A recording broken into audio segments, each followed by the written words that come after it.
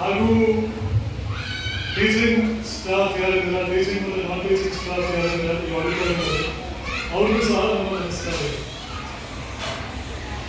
Actually ನಿಜ ಹೇಳಬೇಕು ಅಂದ್ರೆ ನಿನ್ನೆ ನಾನು ಇಲ್ಲಿ ಯಾಕೆ ಬರಬೇಕು ಇಲ್ಲ ಬರಬಾರ್ದು ಅಂತ ಯಾವ ಕಾರಣ ಹೇಳಬೇಕು ಅಂತ ಯೋಚನೆ ಮಾಡಬೇಕು ಅಂತ ಹೇಳಲ್ಲ, ಇಲ್ಲ ಯಾರು ರಿಪೇರಿ ಹೇಳಬೇಕು ಅಂತ ಹೇಳಲ್ಲ. ಬಟ್ ನನಗೆ ಬರಕ್ಕೆ ಇಷ್ಟ ಇಲ್ಲ, ಯಾಕಂದ್ರೆ ಆಗಲೇ ಒಂದು 900 ಕಿಲೋಮೀಟರ್ ಡ್ರೈವಿಂಗ್ ಮಾಡಿದ್ದಾರೆ ಒಂದು 2-3 ದಿನದಿಂದ. ಆಮೇಲೆ ನನಗೆ ಆಕ್ಚುಲಿ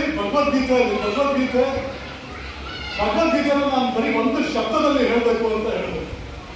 ಭಗವದ್ಗೀತೆನ ಬರೀ ಒಂದು ಶಬ್ದದಲ್ಲಿ ನಾನು ಹೇಳಬೇಕು ಅಂತ. ಯಾಕೆ ಶ್ರೀಕೃಷ್ಣ ನೀನು ಮಾಡು ಅಂತ ಅರ್ಜುನನ್ ಹೇಳ್ತಾ ಇರ್ತಾರೆ. ಅರ್ಜುನ ಯಾಕೆ ಯಾಕೆ ಯಾಕೆ ಯಾಕೆ ಯಾಕೆ ಯಾಕೆ ಪೂರ್ತಿ ಭಗವದ್ಗೀತೆ ಯಾಕೆ ಯಾಕೆ ಯಾಕೆ. ಆದ್ರೆ ನೀವು ದುರ್ಯೋಧನ ಮತ್ತೆ ಶಕುನಿಯ ಸಂವಾದ ನೋಡಿದ್ರೆ ಶಕುನಿ ನೀನು ಮಾಡು ಮಾಡು ಮಾಡು ಮಾಡು ನೀನು ಅದು ಮಾಡು, ನೀನು ಇದು ಮಾಡು, ನೀನು ಇದು ಮಾಡು, ನೀನು ಅದು ಮಾಡು. ಆದ್ರೆ ನೀವು ಶ್ರೀಕೃಷ್ಣ ಮತ್ತೆ ಅರ್ಜುನನ ಸಂವಾದ ಕೇಳಿದ್ರೆ ಶ್ರೀಕೃಷ್ಣ ಇದು ಮಾಡು, ಅರ್ಜುನ ಯಾಕೆ. ಸೊ ನಾನು ಯೋಚನೆ ಮಾಡ್ತೇನೆ, ನಾನು ಯಾಕೆ ಇಷ್ಟು ಕಷ್ಟ ಪಡ್ಕೊಂಡು ಅಲ್ಲಿ ಇನ್ನೊಂದ್ಸಲ ಡ್ರೈವ್ ಮಾಡ್ಕೊಂಡು ಹೋಗ್ಬೇಕು ಅಂತ. ಆವಾಗ ನನ್ಗೆ ಅನಿಸ್ತು, ಅಲ್ಲಿ ಸೈನಿಕರು ಗಡಿಯಲ್ಲಿ ಇಲ್ಲಿ ಅಂಬೇಡ್ಕರ್ ಇವರು ಸುಭಾಷ್ ಚಂದ್ರ ಬೋಸ್ ಬಂದು ಹೇಳ್ತಾರೆ. ಸುಭಾಷ್ ಚಂದ್ರ ಬೋಸ್ ಏನ್ ಹೇಳ್ತಾರೆ ಅಂದ್ರೆ, ಸ್ವತಂತ್ರದ ಸಮಯದಲ್ಲಿ freedom is never free, the price of freedom must be paid with one's blood. ಸ್ವತಂತ್ರ ಯಾವತ್ತೂ ನಿಮಗೆ ಆರಾಮಾಗಿ ಸುಲಭವಾಗಿ ಸಿಕ್ಕುವುದಲ್ಲ. ಸ್ವತಂತ್ರವನ್ನು ನೀವು ಪಡಿಬೇಕು ಅಂದರೆ ಅದು ನೀವು ರಕ್ತದಲ್ಲಿ ಯಾರಾದ್ರೂ ಅದರ ಬೆಲೆಯನ್ನು ಕಟ್ಟಬೇಕು ಅಂತ. ಅಂದ್ರೆ ಒಬ್ಬ ಸೈನಿಕ ಗಡಿ ಕಾಯ್ತಾ ಇದ್ದಾನೆ, ಅದಕ್ಕೋಸ್ಕರ ನಾನು ನೆಮ್ಮದಿಯಾಗಿರೋದು. ನಾನು ಒಬ್ಬ ಸರ್ಕಾರಿ ಸೇವಕ ಒಂದು ಸಂಬಳ ತಗೊಳ್ತಾ ಇದ್ದಾನೆ ಅಂದ್ರೆ ಆ ಸಂಬಳ ಬಡವರು ರಕ್ತ, ಸೈನಿಕನ ರಕ್ತ ಮತ್ತೆ ಬಡವರಿನ ಬೇವರಿನ ಪರಿಶ್ರಮದ ಫಲ.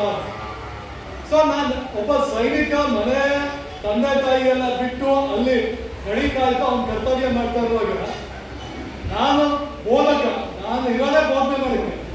ನಾನು ನನ್ನ ಕರ್ತವ್ಯ ಮಾಡಲಿಲ್ಲ ಅಂದ್ರೆ ಸರಿ ಇಲ್ಲ ಅಂತ ಬಂದೆ. ಈಗ ನೀವು 10ನೇ ಕ್ಲಾಸ್ ಅಲ್ಲಿ ಸಾಮಾನ್ಯವಾಗಿ ಏನು ಅಂದಿರ್ತಾರೆ ನಿಮ್ಮ ಟೀಚರ್ಸ್, 10th ಸ್ಟ್ಯಾಂಡರ್ಡ್ ಚೆನ್ನಾಗಿ ಓದ್ಬಿಡಿ, ಕಷ್ಟಪಟ್ಬಿಡಿ, ನಿಮ್ ಲೈಫ್ ಸೆಟ್ ಆಗೋಗುತ್ತೆ ಅಂತ ನಿಮಗೆ ಹೇಳಿರ್ತಾರೆ. ಈಗ ನೀವು 11ನೇ ಕ್ಲಾಸಿಗೆ ಬಂದ್ರಿ, ಮತ್ತೆ ಹೇಳ್ತಾರೆ ಕಷ್ಟಪಡಿ ಅಂತ. ಇನ್ನು 12th ಹೋದ್ರೆ 12th ಬೋರ್ಡ್ ಎಕ್ಸಾಮ್ ಕಷ್ಟಪಡಿ ಅಂತ. ಈಗ ನೀವು ಅರ್ಜುನ ಲಾಸ್ಟ್ ಅಲ್ಲಿ ಗೆಲ್ತಾರೆ, ದುರ್ಯೋಧನ ಲಾಸ್ಟ್ ಅಲ್ಲಿ ಎಲ್ಲ ಸೋಲ್ತಾರೆ. ನೀವು ನಿಮ್ಮ ಜೀವನದಲ್ಲಿ ಗೆಲ್ಬೇಕು ಅಂದ್ರೆ ನೀವು ಕೇಳ್ಬೇಕು ಯಾಕೆ.